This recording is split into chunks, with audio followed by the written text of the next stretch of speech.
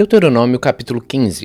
Moisés disse ao povo: de 7 em 7 anos, todas as dívidas serão perdoadas. Isso será feito assim: quem tiver emprestado dinheiro a outro israelita, perdoará a dívida.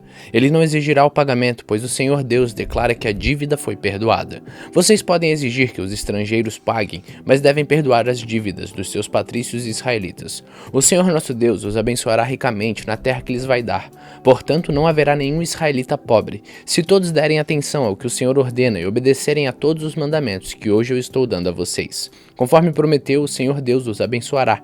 Vocês emprestarão a muitos povos, mas não tomarão emprestado de ninguém. Terão domínio sobre muitos povos, mas não serão dominados por ninguém. Se houver um israelita pobre em qualquer cidade da terra que o Senhor nosso Deus vai dar a vocês, tenham pena dele e o ajudem. Sejam generosos e emprestem todo o dinheiro que ele precisar. Se isso acontecer quando estiver perto do 7º ano, o ano em que as dívidas são perdoadas, talvez você pense em não ajudar o necessitado.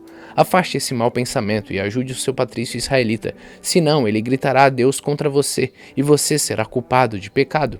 Não dê com tristeza no coração, mas seja generoso com ele. Assim o Senhor nosso Deus o abençoará em tudo que você planejar e em tudo que fizer. Sempre haverá pobres e necessitados no meio do povo, e por isso eu ordeno que vocês sejam generosos com todos eles. Se um israelita, seja homem ou mulher, for vendido a você como escravo, ele será seu escravo 6 anos, e no 7º ano você lhe dará liberdade. Quando ele for embora, não deixe ir sem lhe dar alguma coisa. Seja generoso com as bênçãos que o Senhor Deus derramou sobre você. Dê ao escravo ovelhas, cereais e vinho. Lembre que você foi escravo no Egito e que o Senhor nosso Deus o tirou de lá. É por isso que eu estou dando essa ordem a você hoje. Mas talvez o escravo goste tanto de você e da sua família e se sinta tão bem na sua casa que não queira ir embora. Nesse caso, você deve levá-lo para a porta de casa e furar a orelha dele com um furador. Então ele será seu escravo por toda a vida.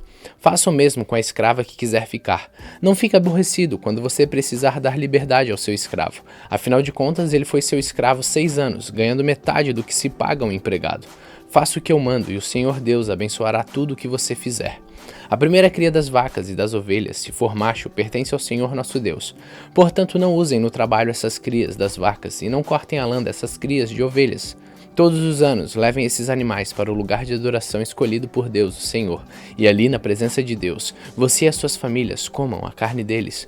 Porém, se um desses animais tiver algum defeito, se for cego ou aleijado, ou tiver outro grave defeito, não poderá ser oferecido em sacrifício ao Senhor. A carne desse animal deverá ser comida em casa. Todos vocês, tanto os que estão puros como os que estão impuros, poderão comer a carne desses animais defeituosos, como se comessem carne de gazela ou de veado.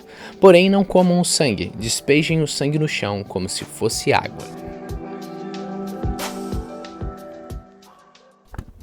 Deuteronômio capítulo 16. Moisés disse ao povo: comemorem a festa da Páscoa em honra a Deus, no mês de Abibe, pois foi numa noite desse mês que o Senhor nosso Deus tirou vocês do Egito. Vão ao lugar que o Senhor tiver escolhido para nele ser adorado, e ali ofereçam em sacrifício a ele um animal tirado do seu rebanho de ovelhas e do seu gado para a festa de Páscoa. Durante a semana da festa não comam pão feito com fermento, comam somente pão feito sem fermento, pois era assim o pão que vocês comeram quando saíram às pressas do Egito. É este pão, chamado pão do sofrimento, que vocês deverão comer durante a festa, para que nunca esqueçam o dia em que saíram do Egito. Durante os 7 dias de festa, ninguém em todo o país deverá ter fermento em casa, e o animal que tiver sido morto no primeiro dia da festa será comido na noite daquele mesmo dia, não devendo sobrar nada para o dia seguinte. Os animais oferecidos em sacrifício na Páscoa deverão ser mortos em um lugar só, isto é, no lugar de adoração escolhido pelo Senhor nosso Deus. Em nenhum outro lugar da terra que Deus lhe está dando vocês poderão matar os animais. Matem os animais ao pôr do sol, pois foi nessa hora que vocês saíram do Egito. Cozinhem e comam o animal ali no lugar de adoração escolhido por Deus, e na manhã seguinte voltem para casa. Nos 6 dias seguintes só poderá ser comido pão sem fermento, e no 7º dia haverá uma reunião especial em honra do Senhor, nosso Deus. Nesse dia vocês não trabalharão. 7 semanas depois de começarem a colher os cereais, comemorem a festa da colheita, em honra do Senhor, nosso Deus. Ofereçam a Ele o que quiserem, de acordo com as bênçãos que Deus estiver dado a vocês.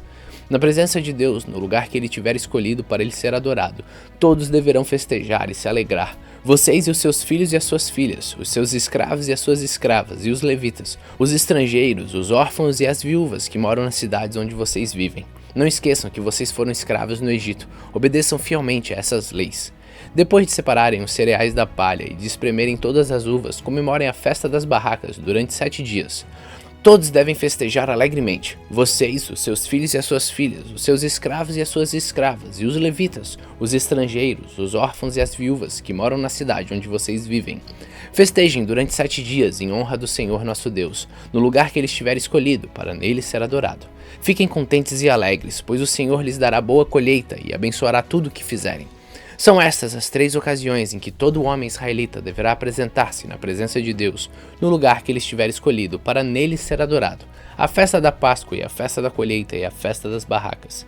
Que ninguém vá sem levar alguma coisa para oferecer a Deus, porém cada um deve fazer a sua oferta de acordo com a bênção que o Senhor nosso Deus lhes tiver dado. Nas cidades que o Senhor nosso Deus lhes der, vocês devem escolher juízes e outras autoridades para cada tribo.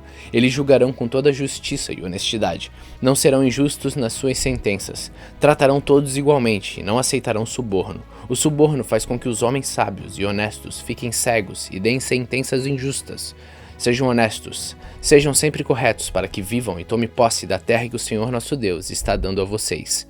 Moisés continuou dizendo: quando vocês construírem um altar para adorar a Deus, o Senhor, não coloquem perto dele um poste da deusa Será, ou uma coluna do deus Baal. O Senhor nosso Deus detesta esses ídolos pagãos.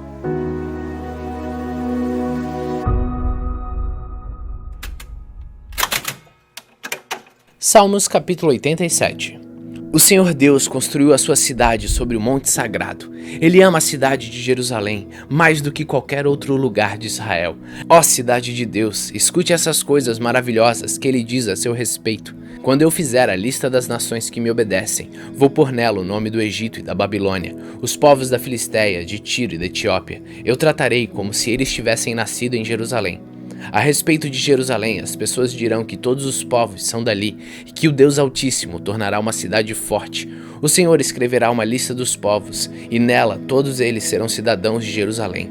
Os que moram ali vão dançar e cantar dizendo: a fonte da nossa felicidade, ó Jerusalém, está em você.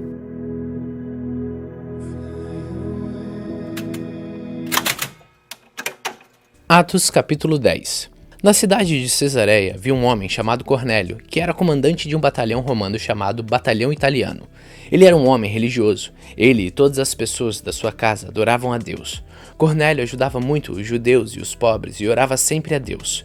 Um dia, ali pelas 3 horas da tarde, Cornélio teve uma visão. Ele viu claramente um anjo de Deus que chegou perto dele e disse: Cornélio. Ele ficou olhando para o anjo e com muito medo perguntou: o que é, Senhor?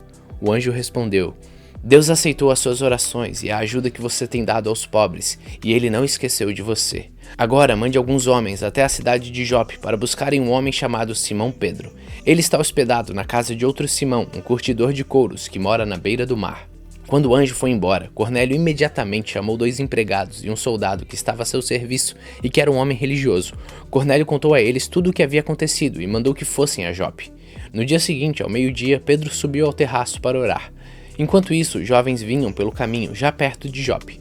Pedro ficou com fome e quis comer alguma coisa. Enquanto o almoço estava sendo feito, ele teve uma visão. Viu o céu aberto e uma coisa parecida com um grande lençol amarrado pelas 4 pontas, que descia até o chão. Dentro daquilo havia todos os tipos de animais de 4 patas, de animais que se arrastam pelo chão e de aves.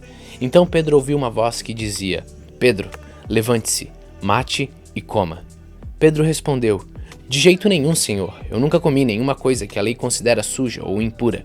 A voz falou de novo com ele: não chame de impuro aquilo que Deus purificou. Isso aconteceu 3 vezes. Em seguida, a coisa que parecia um lençol foi levada de volta para o céu. Pedro começou a perguntar a si mesmo o que aquela visão queria dizer.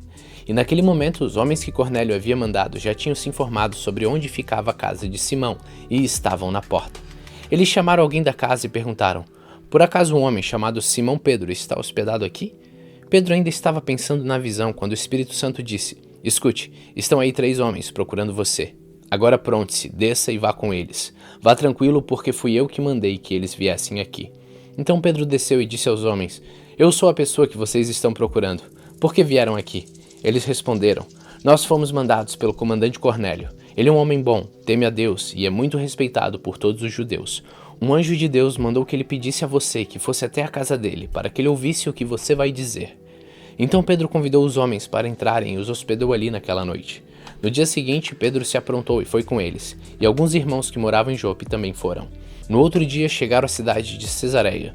Cornélio e os parentes e amigos mais íntimos que ele tinha convidado já estavam esperando Pedro. Quando Pedro ia entrando, Cornélio veio ao seu encontro, ajoelhou-se e curvou a cabeça diante dele. Mas Pedro fez com que ele se levantasse e disse: "Fique de pé, pois eu sou apenas um homem, como você." Enquanto conversava com Cornélio, Pedro entrou na casa e encontrou muita gente reunida ali. Então ele disse a todos: "Vocês sabem muito bem que a religião dos judeus não permite que eles façam amizade com não-judeus ou entrem nas casas deles. Mas Deus me mostrou que eu não devo chamar ninguém de impuro ou de sujo. Por isso, quando vocês me chamaram, eu vim de boa vontade. Agora quero saber por que foi que vocês mandaram me chamar." Cornélio respondeu: 3 dias atrás, às 3 horas da tarde, eu estava orando aqui em casa. De repente, um homem vestido com roupas brancas apareceu na minha frente e disse: "Cornélio, Deus ouviu as suas orações e lembrou do que você tem feito para ajudar os pobres. Mande alguém até Jope, a fim de buscar Simão, que também é chamado de Pedro. Ele está hospedado na casa de Simão, o curtidor, que mora na beira do mar. Então eu mandei chamar você logo, e você fez muito bem em vir. Agora estamos todos reunidos aqui na presença de Deus, prontos para ouvir o que o Senhor mandou você dizer." Então Pedro começou a falar. Ele disse: "Agora eu sei que de fato Deus trata todos de modo igual, pois ele aceita todos os que o temem e fazem o que é direito, seja qual for a sua raça. Vocês conhecem a mensagem que Deus mandou ao povo de Israel, anunciando a boa notícia da paz por meio de Jesus Cristo, que é o Senhor de todos. Vocês sabem o que aconteceu em toda a terra de Israel, começando na Galileia, depois que João pregou a sua mensagem a respeito do batismo. Sabem também como Deus derramou o Espírito Santo sobre Jesus de Nazaré e lhe deu poder. Jesus andou por toda parte, fazendo bem e curando todos os que eram dominados pelo diabo, porque Deus estava com ele. Nós somos testemunhas de tudo que ele fez na terra de Israel, inclusive em Jerusalém. E depois o mataram, pregando-o numa cruz." Pedro continuou: "Porém Deus ressuscitou Jesus no 3º dia e também fez com que ele aparecesse a nós. Ele não foi visto por todo o povo, mas somente por nós, que somos as testemunhas que Deus já havia escolhido. Nós comemos e bebemos com ele depois que Deus o ressuscitou. Jesus nos mandou anunciar o evangelho ao povo e testemunhar que ele foi posto por Deus como juiz dos vivos e dos mortos. Todos os profetas falaram a respeito de Jesus, dizendo que os que creem nele recebem por meio dele o perdão dos pecados." Quando Pedro ainda estava falando, o Espírito Santo desceu sobre todos os que estavam ouvindo a mensagem. Os judeus seguidores de Jesus que tinham vindo de Jope com Pedro ficaram admirados por Deus ter derramado o dom do Espírito Santo sobre os não-judeus, pois eles ouviam os não-judeus falarem em línguas estranhas e louvarem a grandeza de Deus. Então Pedro disse: "Estas pessoas receberam o Espírito Santo como nós também recebemos. Será que alguém vai proibir que sejam batizadas com água?" Então mandou que aquelas pessoas fossem batizadas em nome de Jesus Cristo, e elas pediram a Pedro que ficasse ali alguns dias.